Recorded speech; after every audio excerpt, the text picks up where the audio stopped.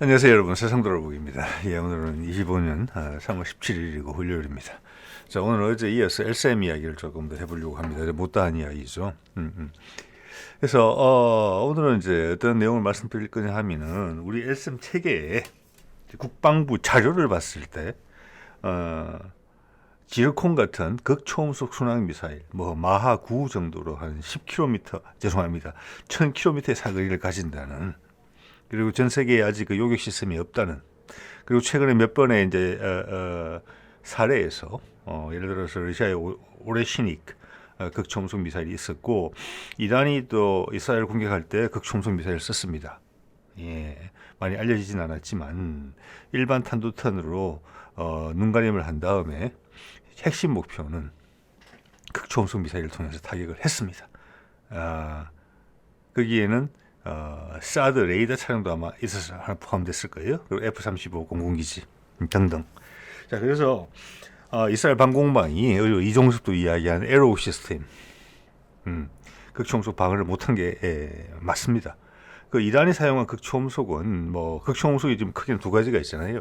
이렇게 활공형이 있고 러시아의 아방가르드 형태로, 그리고 또 하나는 지르콘 같은 순항 미사일이 있습니다. 그런데 그 사이에 어중간한 것들도 있어요. 어떤 거냐면 탄도탄인데 가운데서 기동을 살짝 한다든지, 예를 들어서 뭐 지금 북한에도 가지고 있는 것으로 보이는 이스칸다르 형태인데 그 기동을 한번 하거든요. 기동을 하고 또 속도를 바꾼다. 이런 어떤 보면 이제 단순한 형태의 극초음속 탄도탄이에요. 기존 탄도탄을 살짝 이제 변형시킨 거죠. 거기에도 당한 거거든요. 자, 거기에 대한 방공망도 없다. 근데 우리는 세계에서 제가 봐서는 최초로 지르콘을 막는 미사일 요격 체계를 SM에 포함시킨다. 이건 대단한 일이다. 근데 이게 허황된 게 아니다. 이거를 살펴보면은 우리가 이 미사일 가지고 도대체 뭘 하려고 하는 건지, 우리 저력이 어느 정도까지인지 이런 것도 한번 새삼 한번 느끼시게 될 겁니다. 자, 이게 어제 마지막 슬라이드 정도 되는 것 같은데, LCM 체계에 국방부에서 제시한 영상에 보면은 세 가지 발사 차량이 있어요. 자, 이게 왼쪽에 빨간색 동그라미 두 개는 하나는 기존 천궁인데 LCM용으로 쓰는 거죠. LCM이 살짝 큽니다. 천궁보다 살짝 길고. 근데 그거는 그 정도 여유분을 가지고 있다. 그래서 재활용해서 쓰는 거고, 가운데 있는 것은 제가 LCM3라고 부르는, 오늘도 이야기 잠깐 나옵니다. 제가 봐서 우리나라에서는 고고도라고 이야기를 하는데, 그래서 이게 사드급이다 이런 식으로 평가가 되는 것 같은데, 미사일이 사이즈가 그렇지가 않다. 절대로. 이 미사일은 그거보다 훨씬 더 높이 올라가는 것이다. 그래서 SM3급이나 러시아의 S500급이다. 제가 그렇게 말씀을 드린 바가 있지요. 그래서 궁금한 것은 이제 오늘의 주제는 저 오른쪽에 노란 동그라미 안에 있는 저 발사 차량이 도대체 뭐냐. 차량의 딱 형태는 사축이기 때문에 기존 현궁 발사 차량하고 똑같아요. 재활용했다는 걸 알 수 있어요. 근데 우리나라 미사일로는 예외적으로 직육면체의 발사관을 가지고 있고, 언뜻 딱 보면은 패트리아 초기 발사관이랑 되게 비슷해요. 지금 많이 날씬해져서 패트리아도 저기 한 8발 정도가 들어가는데, 이게 뭐냐? 이게 오늘의 관심사입니다. 자, 결론부터 말씀드리면, 저기에 우리는 극초음속 미사일, 현재 지르콘을 공격용 미사일로 쓰고 있잖아요. 러시아가. 그걸 방어도 지르콘으로 한다. 예. 수비용으로 쓴다. 지르콘을. 극초음속 순항 미사일을 극초음속 미사일 공격형을 요격하는 수비형으로 쓴다. 이게 제가 생각하는 컨셉입니다. 여러분 한번 생각해 보십시오. 네. 자, 그 단초는 이게 이제 제시를 했죠. 우리 방공망을 통합적으로 보여주는 건데, 이 그림이 좋기는 좋은데 따지고 보면 이게 다층 방공망이라는 것을 의미를 설명하는데 조금 애로사항이 좀 있긴 한데, 여기 보면 이제 장사정포 요격체계 한국판 아이언돔, MSM, 천궁2, 천궁3 이제 개발 중인 게 있고, 원의 크기를 보면 사거리가 짐작이 되죠. 보면은 패트리아트하고 천궁2하고 3가 반원의 크기가 같아요. 장사정포 요격체계는 고도 10km니까 작죠. 자, 그러니까 밖에서 뭐라고 이야기를 하든지 간에 패트리아트하고 우리 천궁은 같은 급의 미사일입니다. 우리도 천궁2, 천궁3 올라가는 것처럼 패트리아트 계속 개선돼 왔죠. 해외 시장에서 같이 경쟁하고 있지요. 예, 가격, 성능, 네. 그래서 같은 급의 고도 한 20km 남짓 최대 고도 20km 남짓 되는 방공 미사일이다라는 걸 알 수가 있는데 그 위에 LSAM이 있어요. 그죠? 현재 LSAM은 40에서 70km 이렇게 돼 있어요. 네. 그다음 고고도 요격 유도탄 이렇게 고고도 요격 유도탄 가게 되면 현재 사드급이다. 즉 150km까지 올라간다. 근데 어제도 말씀드렸지만 지금 등장한 유도탄의 크기를 봤을 때 저거는 중간 단계 요격탄이다. 네. 자, 그리고 이제 서구권에서 보통 말을 할 때 종말 단계 요격, 그리고 중간 단계 요격, 상승 단계 요격 이렇게 표현을 하고 있어요. 근데 우리는 의도적으로 고고도 고고도 요격탄이라는 표현을 썼어요. 이게 좀 애매한 거, 이건 의도적인 거라고 봅니다. 기존에 사드도 종말 단계예요. 우리 머리 꼭지 위로 올라와서 이제 그 대기권을 돌파하면서 내려오는 미사일을 막는 거예요. 종말 단계. 그 중간 단계는 날아오는 과정에 막는다는 거고, 종말 단계라는 것은 우리의 머리 수직 위에서 막는다는 거예요. 그러니까 상승 단계가 있거든요. 이번에 그 정도 말씀을 드리고, 자, 오늘 주제로 돌아가면 여기에 보면은 옆으로 약간 노란색 해가지고 반원이 아니고 좀 독특한 형태로 쭉 퍼져 있는 게 보이실 거예요. 그죠? 저거를 딱 보면 고도는 패트리엇이나 천군급의 고도, 최대 고도, 대응 고도가 되는데 사거리는 LSAM의 사거리 정도가 돼요. 자, 그래서 제가 최대 고도를 넉넉하게 30-40km로 잡았는데, 그리고 사거리는 LSAM 대항공기탄의 사거리는 약 300km 정도로 잡았습니다. 그래 보면 얼추 비슷할 것 같아요. 저기에 대해서 국방부 자료는 뭐라고 설명을 하고 있느냐 하면은 LSAM-2인데, 예? LSAM-2인데 활공 단계 요격 유도탄이다. 자, 결론을 나중에 내보면은 LSAM이라는 건 체계의 이름이고 미사일 기술을 하나 가지고 여러 가지 형태로 가지치기를 한 그런 프로그램은 아닌 거예요. LSAM-2 활공 단계 요격 유도탄이라고 되어 있거든요. 자, 이것은 뭐냐면은 기존 탄도탄 방식이 아니라 속도도 바꾸고 회피 기동도 하는. 그래서 예전에 방공망들이 주로 어떻게 대응을 하느냐면 미사일이 날라온다? 그럼 계속 체크를 해요. 그게 레이더가 잡은 거잖아요. 탐지 추적이죠. 그러면 그 속도와 위치를 계속 계산을 하면 미래 위치가 계산이 돼요. 자, 그러면서 요격 미사일을 발사하거든요. 그럼 요격 미사일은 계속 그 레이더로부터 신호를 받아요. 이 방향으로 가라, 이 방향으로 가라, 이 방향으로 가라. 그렇죠. 그런데 얘가 속도를 바꾸거나 방향을 바꾸게 되면 엄청난 혼란이 온다. 자, 적당한 선까지는 기존의 알고리즘을 개선해서 따라가겠지만은 극초음속 순항 미사일이나 활공체형은 이것은 미래를 엄청나게 예측하기가 어렵다. 실시간으로 일이 발생을 한다. 가까이 와서도 그렇다. 속도가 떨어지지 않는다. 이런 부분들이 있기 때문에 거기는 기존 방공망에 더해서, 기존 방공망으로도 당연히 시도합니다. 방공망에 더해서 거기에 특화된 미사일을 하자. 그걸로는 날아오는 공격 미사일과 상당히 유사한 엄청난 고속을 낼 수 있는, 고기동을 할 수 있는 우리의 미사일로 대응한다. 우리의 미사일 극초음속 순항 미사일이다. 그렇게 이해가 되거든요.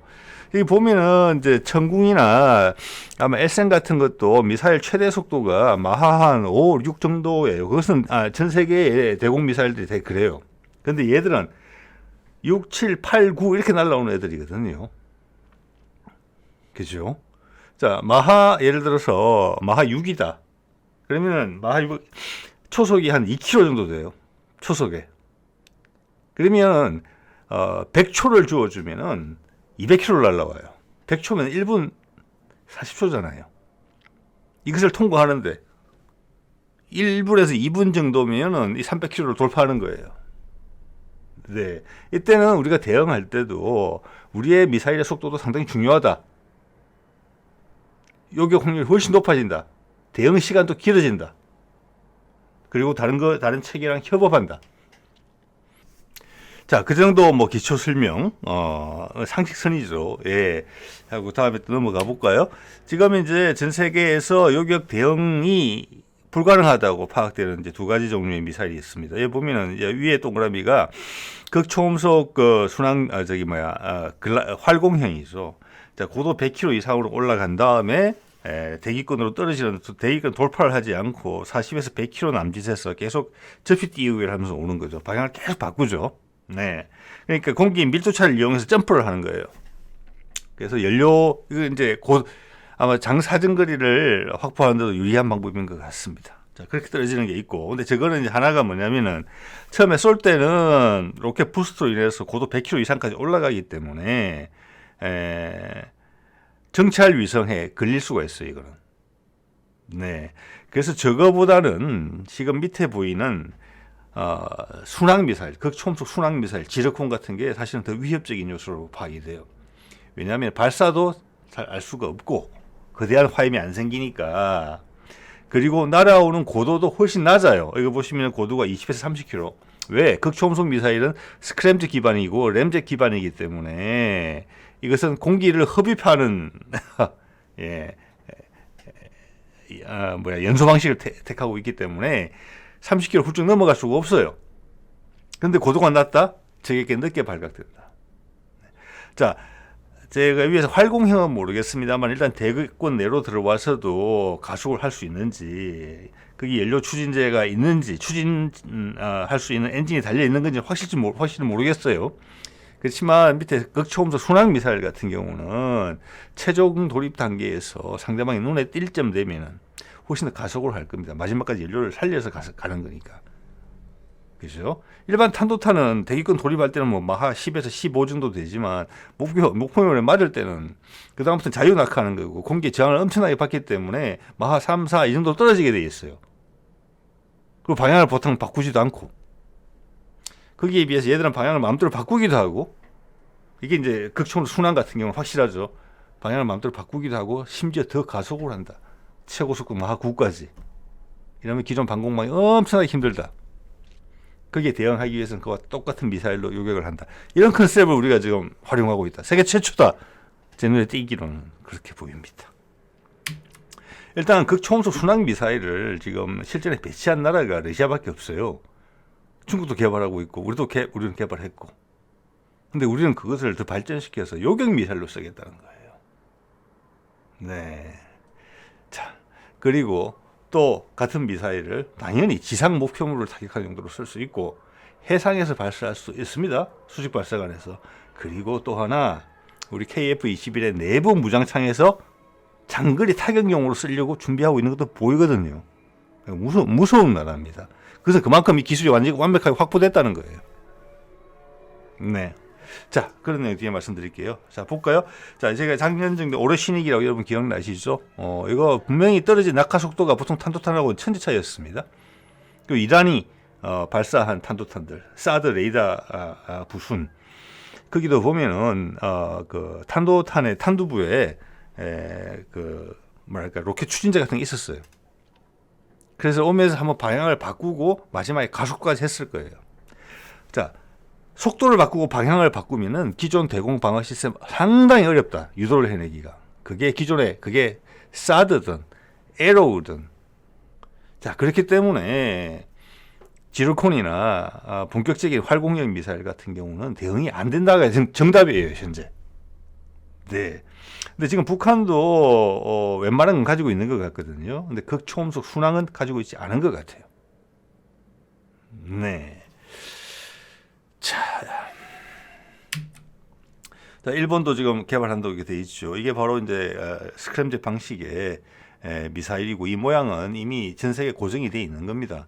여기 보시면 이제 그 미국의 B2 모양으로 생긴 뒤에 수직 미익이 없는 그런 비행체가 전 세계의 스파이 무인기 디자인으로 일반화되어 있는 것처럼 극초음속 미사일은 이미 이런 모양으로 거의 고정이 된 겁니다. 지르콘도 이렇게 생겼고 일본 것도 이렇게 생겼고 우리 것도 이렇게 생겼어요. 네. 자, 일본의 계획을 보면은 2029년 38년에 여기 동그라미 치는 거 보이시죠? 활공형도 개발하고 있네요. 순항도 개발하고 있고 우리는 활공형은 저는 이미 개발했다고 생각하는 입장을 가지고 있습니다. 왜냐하면 기술적으로 활공형이 좀 쉽거든요. 그래서 북한도 활공형은 있지만 요 위에 거는 순항은 지금 뭐 신경 쓰고 있겠지만 아직은 현재는 없다. 그렇게 봐집니다. 그리고 뭐 우리가 이런 것을 개발하고 있다는 소식은 2020년 뭐 입법조사처 보고서 예전에 몇 번 말씀드린 겁니다만 이게 나왔죠. 보면은 2004년에서 2007년에 액체 램제트 추진기간 개발했어요. 그때 램제트는 마하 한 3, 4까지 가는 겁니다. 예, 저게 요즘 덕티드 램제트로 바뀌어가지고 고체 연료 비스무리한 걸 쓰면서 사거리를 늘리는 용도로 우리 KF-21에 공대 진화, 공대 함 또는 대레이더 미사일로 지금 개발되고 있어요. 그 연료 추진 체계로. 예. 자, 여러분 잘 아시는 그 미티어 같은 것도 그 고체 연료를 활용하는 램제트 엔진이죠. 예. 그래서 그것은 어제도 잠깐 말씀드렸지만 미사일 사거리를 늘리기 위해서 한 단 안에 소분을 시켜서 이중 펄스 로켓으로 사거리 늘린다 그런 말씀도 드린 바가 있죠. 왜냐하면 로켓 연료는 한번 불이 붙으면 껐다 켰다 하기가 어렵기 때문에 탄력 주행을 할 기회가 없어요. 탄력 주행을. 근데 저기 가까워지면 그때는 최고 순발력을 내야 되겠지만 중간 날아가는 동안에는 탄력 주행을 하면서 연료를 절감시킬 수 있어야 되는데 그러지 못하는 부분이 있거든요. 근데 램젯 고체 연료를 쓰는 램젯은 그게 돼요. 껐다 켰다가 되는 거예요. 그래서 그것도 이제 우리가 많이 이제 생각을 하고 있고 램젯 기반의 함대함 미사일이 개발이 돼 있잖아요. 그걸 먼저 했다는 거예요. 그래서 우리가 차세대 저는 램젯 엔진이나 스크램젯 엔진에는 상당히 자신감을 갖고 있는 겁니다. 그걸 이 자료가 보여주고 있는 거예요. 4년에서 7년까지 램제트 추진기간 개발했고 2010년부터는 12년까지 10년에서 12년까지는 하이파 퓨전형 극초음속 핵심 기술 응용 연구를 실시했다. 자, 저것은 램젯, 스크램젯 복합 엔진을 이야기한다고 봅니다. 네. 그다음 11년, 17년 초고속 공기 흡입 엔진 특화 연구실. 예, 이거 마찬가지로 스크램젯 이야기를 하는 것이고 저때 개발이 끝났다는 겁니다. 엔진이 오늘 소개할 우리 극초음속 순항 미사일에 벌써 여러 해 됐잖아요. 단계별로 올라온 거예요. 앞에 계속 다 성공했다는 거예요. 18년부터는 마하 5 이상의 지상 발사형 극초음속 비행체를 개발하고 있으며 23년까지 비행시험을 완료할 계획으로 알려져 있다. 했을 거예요 아마. 저 지상 발사형 극초음속 미사일을 요격탄으로 쓰겠다는 겁니다 지금. 예, 그게 그림이 보여준 거예요. 자, 이 그림에서 보시는 게 좀 전에 입법조사처 보고에서 이야기한 지상 발사형 극초음속 순항 미사일의 발사 모습입니다. 저 발사 시스템을 천궁 발사 차량 위에 올린 것이 오른쪽에 위에 있는 저거라고 저는 그렇게 추정을 하고 있습니다. 네, 아까 국방부 자료도 이야기를 했지만 고기동의 극초음속으로 내려오는 활공형 미사일에 대응하기 위한 것이라고 그랬어요. 그래서 우리는 그것을 극초음속 미사일로 대응한다. 가장 최적화된 시스템이라고 말할 수 있다. 극초음속은 극초음속으로 대응하는 것이. 예, 자 보겠습니다. 그래서 이게 2021년 12월에 등장하고 이름은 하이코어라고 되어 있어요. 극초음속 순항미사일 시제가 나왔고 길이 8.7m, 직경은 70cm 후반. 그래서 제가 이것을 보고 우리 KVLS가 한 직경이 80cm는 되겠다 최소한. 자, 그렇게 되면은 LSM의 지금 대탄도탄이나 대항공기 유도탄의 직경이 40cm가 안 됩니다. 예. 그러면은 4발씩 넣을 수 있는 거예요. 그러면 지금 55.3cm 직경을 가진 한국형 수직 발사관 원에 한 발밖에 못 들어가는 거고 비에 빈 공간이 많이 남는 거잖아요. 그래서 계산을 많이 했다. 무장을 장착할 수 있는 공간은 상당히 소중하니까. 자, 무게 2.4톤, 시험 속도 마하 5.6. 아까도 말씀드렸습니다만은 우리는 이것을 먼저 개발해서 우리는 지로콘처럼 당연히 장거리 타격용으로 쓰는 줄 알았더니 이것을 지금 대공 요격용으로 쓰겠다라는 컨셉을 우리가 갖고 있다라는 거예요. 국방부 공식 자료에 포함될 정도로 이 비행체가 그 요격탄이 무엇인지에서는 이야기해주지 않았지만 저는 이거밖에 없다고 보는 거죠. 또 뒤에 소개를 드리겠습니다만 우리는 이것을 항공기에서 발사할 수 있게 한다. 그것은 러시아도 생각하고 있는 부분이니까 새롭지는 않다. 근데 우리는 이것을 크기를 딱 줄여서 KF-21 내부 무장창에 넣으려고 분명히 할 것이다. 이런 생각을 가진다는 겁니다. 예. 자, 이게 기본적으로는 LSM-2라고 아까 표현을 했어요. LSM-2에 하나 들어가는 거고, 이게 LSM에 들어간다는 것은 비행기 이 발사체 성격은 전혀 기존의 고체로켓 기반하고는 천지 차이지만 기본적으로는 LCM2의 대형 레이더 거기에 지원을 받는다는 겁니다.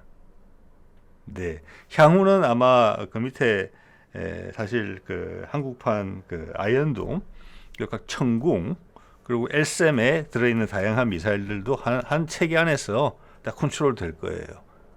최적의 조합을 제공하는 거죠. 여러 방어층을 형성하면서 그게 현재 러시아가 쓰고 있는 러시아도 S300에 300에 350, 300, 그다음 400, 500 갈 때마다 새로운 체계가 나올 때마다 사거리가 대부분 다 길어지죠. 그 이전 체계들이 그 밑으로 다 부속이 됩니다. 이렇게 뭐 필요에 따라서는 흩어져서 독립적으로 할 수 있고. 예. 자, 우리도 LCM 큰 체계 내에서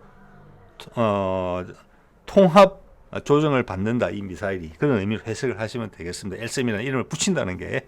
예. 자, 이걸 하나 보면은 항공기용으로 이 고민을 이미 하고 있는 거거든요. 아까 입법조사처 보고에도 보면은 저 기술 개발이 탄탄하게 이루어졌고 우리는 지금 전 세계에서 드물게 여기에 대해서 강력한 자신감을 갖고 있다는 거예요. 제가 봐서는 기술 수준이 순서가 러시아가 실용화했고 그 다음 우리하고 중국은 삐까삐까하다. 저는 그렇게 봅니다. 미국은 하다가 포기했잖아요.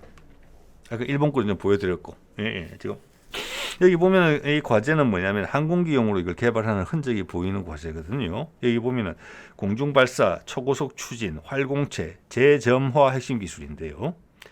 여기서 핵심이 단어가 뭐냐면은 이게 극초음속 미사일이라는 걸 분명합니다. 좀 전에 보신 그 그림. 재점화 핵심 기술 이거예요. 재점화를 시킨다는 거예요. 재점화. 왜 재점화를 시키느냐? 초고속 추진만으로 가면은 연료를 소모하기 때문에 사거리가 안 나온다. 또는 원하는 사거리를 계속 확보하기 위해서는 탄두의 중량을 줄여야 된다. 그러면 그 두 마리 토끼를 동시에 잡으려면 어떻게 해야 되느냐? 가운데다가 엔진을 끄자. 높은 고도에서 떨어지면서. 그리고 속도가 떨어지게 되면 다시 엔진을 다시 켠다. 다시 올라간다. 다시 내려오면서 바람을 타고 내려온다. 이런 식으로 하면 사거리도 늘릴 수 있고 탄도 중량을 안 줄여도 된다. 이겁니다. 핵심이. 이것은 뭐냐? 기존의 스크램젯을 이용해가지고 뭐 마하 5 이상, 마하 10까지 날아가는 것은 지로쿤처럼 쉽다. 그거는. 얼마나 이제 엔진을 필요에 따라서 껐다 켰다 하려고 한다. 그럼 얼마나 사거리를 확보하려고 하느냐? 제가 알기로는 스크램젯이나 램젯 엔진이 상당히 어려운 부분이 스크램젯 엔진 같은 경우는 압축 공기가 이미 마하 2, 3, 4, 5, 4, 5 정도로 돼서 들어오는 거거든요. 그래서 스스로 압축이 돼요. 그 사태가 음속을 넘기 때문에 그 충격파가 발생하는데 그 충격파로 공기를 압축시킨단 말이에요. 그래서 이게 일종의 관이에요. 그냥. 구조는 상당히 간단해요. 그게 가스터빈 엔진 같은 경우는 바람개비가 뭐 1단계, 2단계 해가지고 여러 개가 있잖아요. 그게 없어요. 그래서 기술적 안정감만 확보하면 이거 상당히 좋은 기술이고 저렴한 기술이에요. 소재만 받쳐준다면은.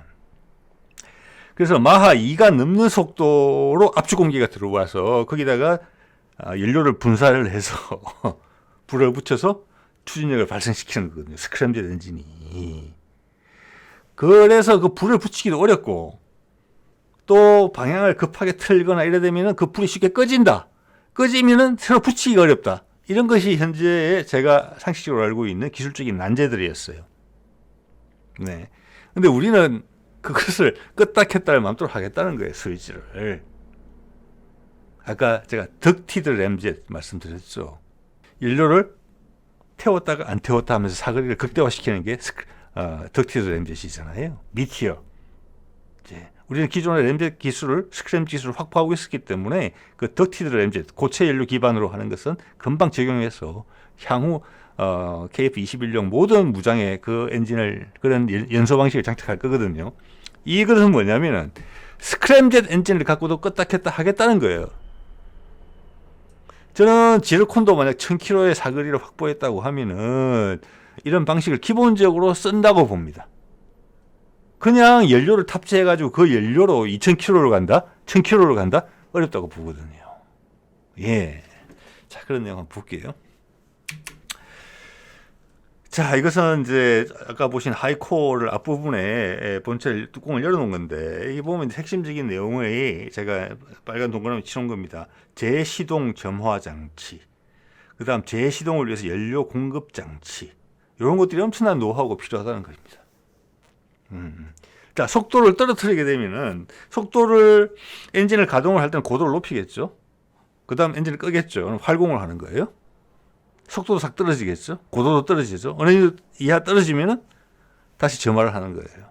그러니까 이것은 또 난수표처럼 여러 가지 경우의 수를 당연히 넣겠죠. 그럼 고도 바꾸는 거하고 타이밍하고 그러면 상대방이 예측이 안 된다는 거예요. 그게.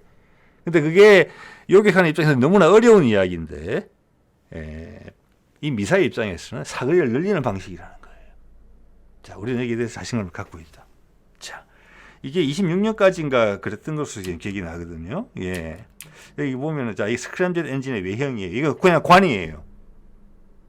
예, 뭐, 쉽지는 않겠습니다만은, 결과물로는 이렇게 대량으로 찍어낼 수 있는 부분이 현대로템에서 하는 것으로 일단 되어 있습니다. 자, 이 기술을 보면은, 공중발사 초고속 추진 활공체 재점화 핵심 기술, 이제 내용 아시겠죠? 이게 지르콘이 1000km의 사거리를 확보할 수 있는 방안인 것입니다, 이게. 예를 들어서 아까 운용 고도가 20에서 30km고 30km 정도면 돼도 공기가 상당히 희박해요. 자, 그리고 올라갔다가 대신 공기가 없기 때문에 엔진을 끄더라도 고도가 떨어지면서 상당한 부분을 순항할 수 있을 거예요. 그죠? 그리고 또 저게 레이더에 탐지되는 거리에 들어가게 되면 남아있는 연료를 최대로 쓰겠죠. 최고속으로 가속을 하겠죠.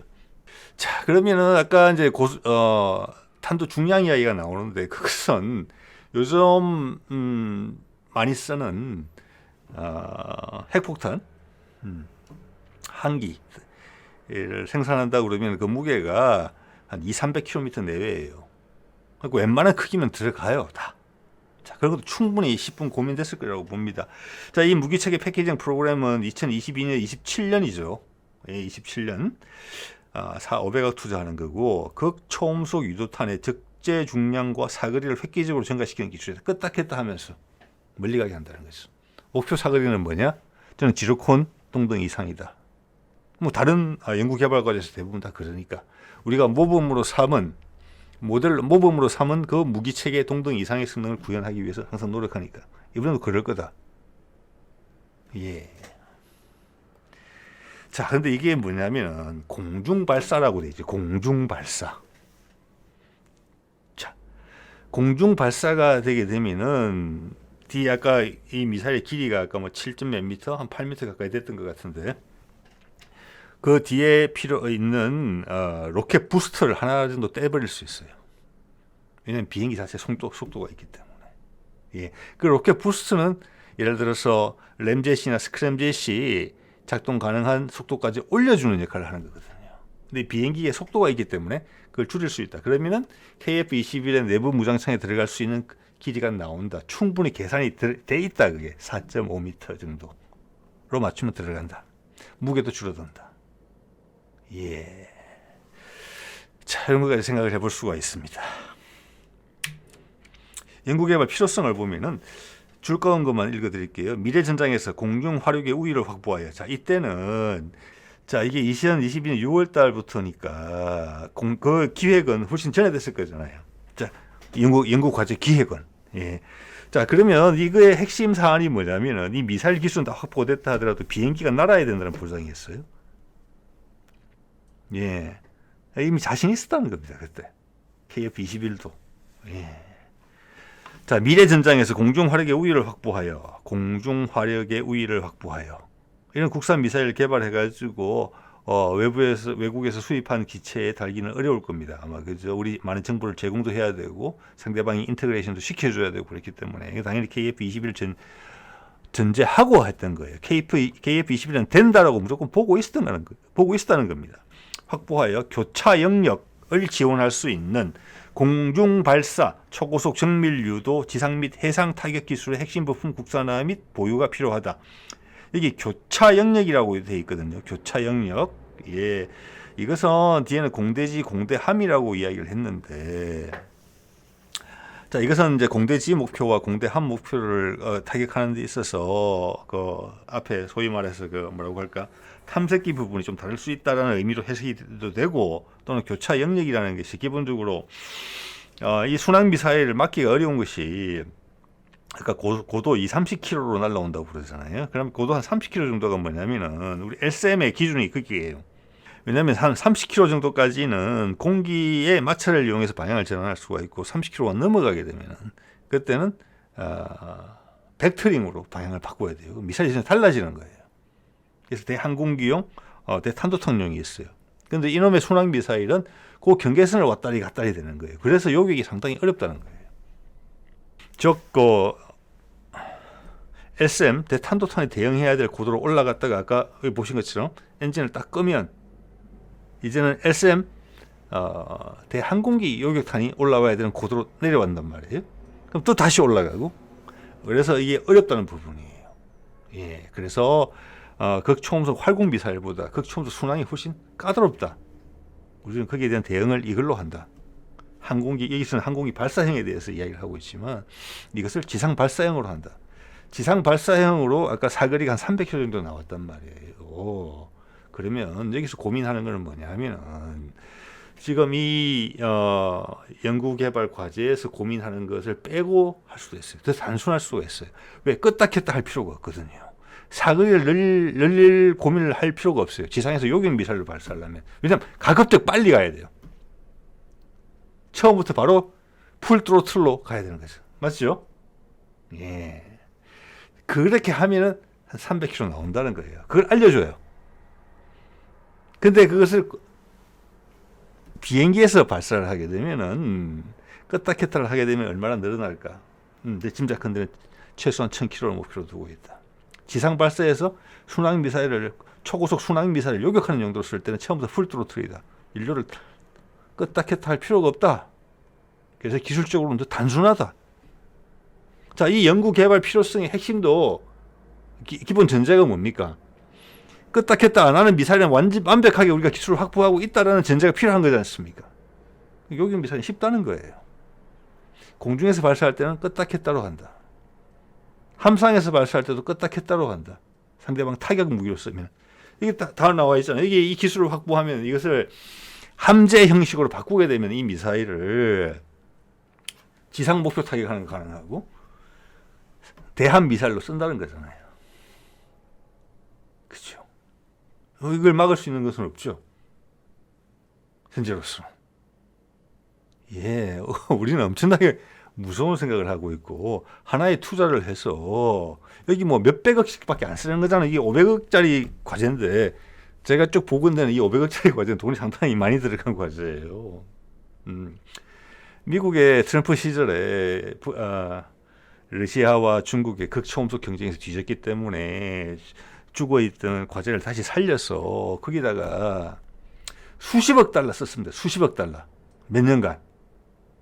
결국 다시 포기했잖아요. 10억 달러면 여러분 요즘 한 줄로 1조 4천억입니다. 수십억 달러 썼다니까요. 여러 조 원 쓰고 실패했어요.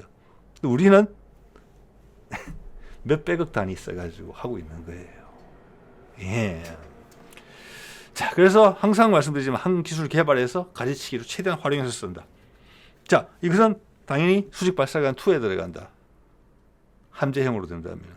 거기에는 어제 말씀드린 중간고도 요격탄도 한 발 들어간다. 그 크기는 둘레는 비슷할 것이다. 최소한 수직 발사관 2의 크기는 어느 정도인지는 모르겠지만 최소 80cm 이상이다.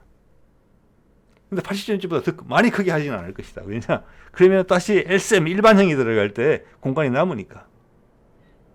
예.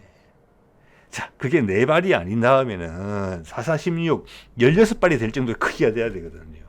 그렇게까지는 안 했을 거라는 이야기입니다. 그래서 한 8, 90cm 보는 거예요. 그러면 그 어제 나왔던 중간고도 요격탄도 가장 굵은 부위가 뭐 그 정도. 이번 한국판 지로콘도 그 정도. 일반형 LSM은 4발. 예.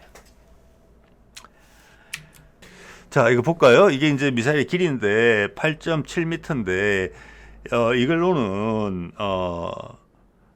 지금 KF-21에 아마 달수는 있겠지만 내부 무장창에는 못 넣게 될 겁니다. 그것을 절대 그렇게 방치하지는 않았겠죠.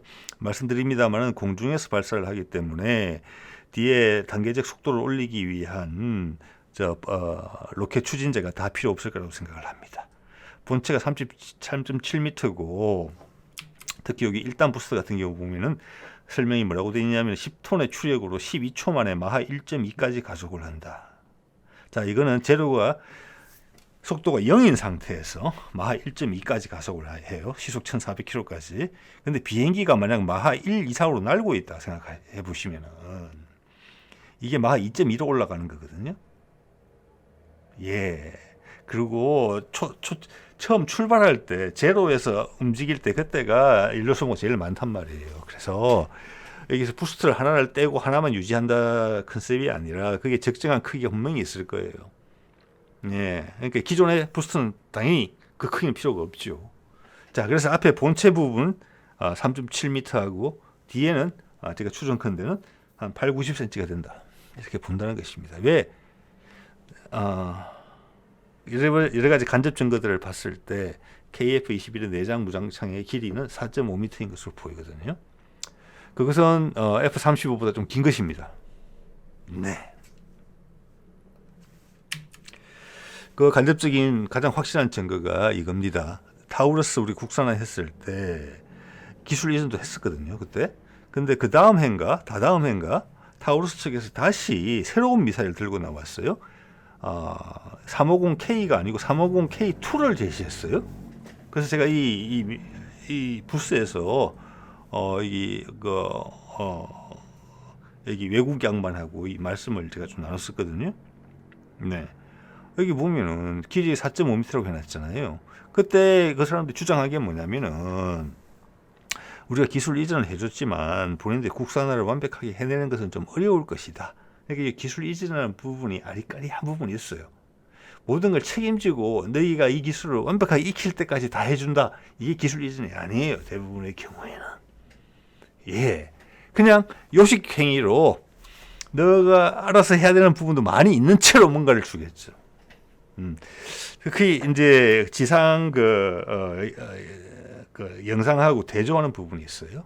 이제 그게 뭐냐면 제밍에 대응하는 데 있어서 가장 독특한 점이거든요. 타우루스가 가지. GPS 제밍이나 여러 가지 제밍이 걸릴 때 지가 그냥 카메라로 보고 지가 가지고 있던 데이터랑 비교를 하는 거예요. 즉 자체 스스로 해결하는 거예요. 지형 판독을. 자, 그것이 여기에 어떻게 보면 약간은 이제 고급 기술이라고 볼 수 있는데 그런 게 좀 어려울 수 있다. 이런 이야기를 해요. 예. 자, 그런 이야기를 하면서 크기를 5.1m에서 4.5m 줄였다. 60cm를 줄인 거거든요. 크게 줄인 것도 아니고 60cm 줄였어요. 그래서 주장하는 것은 사거리는 똑같고 탄도 중량도 같다. 길이만 좀 줄였다. 왜 줄였는데 그러면? 그래서 제가 먼저 물었어요. 이 KF-21의 내부 무장창하고 상관이 있는 거냐? 있다. 결론입니다. 5.1m짜리는 안 들어가지만 4.5m짜리는 들어간다는 거예요. 자, 그래서 제가 좀 전에 보여드린 그 추진제 부분도 부스터 부분도 공중 발사면 분명히 줄어들 수 있는 부분이 있지요. 예, 그 길이를 대충 유추할 수 있다는 겁니다. 예, 최대한 80cm. 왜냐하면 몸체가 지금 3.7m이기 때문에. 예, 자, 그걸 가지고 마하 한 2, 3, 4, 5까지는 가속을 해야 되는 겁니다. 예. 특수한 발사 조건이 좀 필요하겠죠. 자, 그리고 이 방요충 교수라는 분을 여러분한테 소개를 좀 드려야 될 것 같아요. 제가 좀 보면 볼수록 이분은 엄청나게 우리의 방산업체의 귀한 존재인 것 같습니다. 예, 왜냐하면은 이 양반이 지금 맡고 있는 게 광역방어특화연구센터고 지금 소속은 카이스트 항공우주공학관가 뭐 그래요. 여기 보면 광역방어특화연구센터인데 이게 뭘 개발하는 거 하냐 지금 LSM의 고급 기술들을 다 개발하는 거예요. 좀 있어 구체적으로 설명드리겠습니다. 근데 이 양반이 이전에도 이 과제에 비슷한 걸 했어요. 거기를 성공적으로 잘 이끌었기 때문에 이것까지도 이어서 맡게 됐다는 내용이 나오거든요. 그 이전 과제가 뭐였느냐? 초고속 비행체 개발이에요. 오늘 이야기 나오는 이거 하이코어 개발하는 거. 그게 당연히 방공 미사일도 처음부터 염두에 들었던 거예요. 그게 지저콘을 잡는 요격 미사일로 쓰자라는 부분. 그리고 지상 발사, 함상 발사, KF-21 내부 무장창 발사. 아까 램젯부터 쭉쭉쭉쭉 우리가 기술을 다져온 게 여러분 보셨잖아요, 단계적으로. 거기에서 성공적으로 잘 연구팀을 이끌었기 때문에 이번에 이걸 맡겼다. 이번 LSM의 고급 기술들 지금 등장하기 시작한 것들이거든요. 그래서 이분은 이 분야에 있어서는 엄청나게 소중한 존재다 이런 생각이 들어요. 이 내용에 보면 광역방어특화연구센터, 저도 과거에 이렇게 행사장에 가서 여기에 속한 학생들, 대학원생들 하고 이야기를 나눠본 적이 있고 여러분 전달드린 바도 있습니다. 군데군데 묻어 있습니다. 그런 게 이게 주요 단어가 뭐냐, 상층방어와 상승단계 요격을 이야기하고 있어요. 네, 상승단계 요격은 뭔지 아시죠? 예, 저 때는 미사일이 제일 느릴 때예요. 예, 적외선으로 감지도 쉬워요. 적을 하기 위해서 반드시 필요한 것은 고고도 무인기 내지는 적에도 인공 정찰 위성이 필요해요. 우리 30대 초반에까지 깔려고 그러잖아요. 북한만 보이겠습니까? 일본하고 중국 다 보인다고 봅니다. 그러면은 24시간 항시 하늘에 떠 있는 무인기에 상승 단계는 속도도 느리고 올라오는데 시간이 몇 분 걸려요. 네. 그때 격추시킨다. 그러면 여기에 나오는 LSM류의 미사일 중에 하나 내지는 오늘 언급되는 LSM에 들어가는 많은 부분들이 항공기용으로 장착이 돼서 요격 미사일로 충분히 쓰일 수 있어요. 자, 그게 이제 상승 단계 요격을 진심으로 우리가 연구를 하고 있다는 거고, 그것은 우리가 적에도 24시간 실시간 정찰 위성망을 가진다는 거하고 상관관계가 있는 거고요. 상층방어라는 부분은 여기서는 종말 단계라고 이야기하지 않거든요. 이건 중간 단계 요격 당연히 포함되어 있다고 봅니다. 그게 이제 어제 다뤘던 내용이고요. 그다음 요즘은 뭐가 어렵냐? 현재의 기술 수준으로 대응하기가 어려운 요격 대상이 뭐냐? 바로 이 이야기가 나오잖아요. 기동 능력을 가진 탄도탄. 그것이 지난 이란이 이스라엘에 쏜 겁니다. 북한도 다수 가지고 있죠. 우리 것도 다 될 겁니다, 이게. 거기다가 이제 더 한 단계 확실히 더 올라간다면 100% 활공형 극초음속. 더 어렵다 그러면은 그 낮은 고도에서 대공 방어망의 경계선을 왔다 갔다 하는 극초음속 순항 미사일, 지루콘 같은 거, 초고속 순항 미사일 나오잖아요. 이런 것들이 기존의 방공망으로는 상당히 어렵다. 그래서 이건 종합 협력 체계를 구축해서 이런 것을 다운시켜야 된다. 일찍 찾는 것부터 해서 다양한 미사일을 통해서 요격해야 된다. 그 중에 마지막 핵심으로 들어간 것은 우리는 지르콘을 요격한다는 부분이 추가됐다는 부분. 그 부분 아주 신박하다. 그리고 또 맨 밑에 줄에 보면은 향후 우리가 이제 주력으로 삼을 게 고고도 탄도탄에 대응하는 유도탄. 자, 이것은 저는 그거라고 봅니다. 중간 단계 요격탄이라고 밖에는 볼 수가 없어요. 예. 그리고 상대방이 인공위성 요격하는 거. 예. 이제 이 근처에서 동북아에서 전쟁이 만약 벌어진다 했을 때 가장 먼저 해야 될 일은 상대방의 정찰 위성을 격추시키는 것이 될 겁니다. 그 다음 고속 공중 위협은 좀 전에 나온 저런 거죠. 기동 능력을 가진 탄도탄과 초고속 순항 미사일. 자, 거기에 대한 대응 체계가 우리 LSM에는 반영이 되고 있다. 유례가 없는 일이다. 그리고 그거는 그 대응 체계에 포함된 초음속 순항 미사일은 현재 가장 공격적인 요격하기가 가장 어려운 무기 체계인데 우리는 그것도 동시에 가진다. 그리고 상대방이 비싼 걸 쏘면 우리는 격추시킬 수 있다. 이거 얼마나 무서운 겁니까? 아까도 말씀드렸죠. 미국은 지금 활공형도 제대로 개발 못하고 있어요. 극초음속 순항 미사일도 말할 것도 없고 그것은 예전에 기술적 선도자였어요. 미국이. 그렇지만 몇십 년 놀다 보니까 다시 하려니까 못하는 거예요.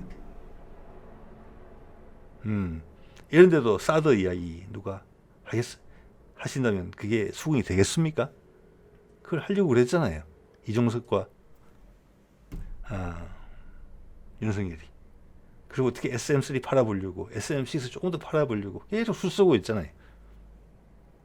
네. 차세대 기동헬기 개발하는데 미국 프로그램에 참여하자 그런 이야기도 솔솔 나오고 있죠. 아니라고 봅니다. 저는 전혀.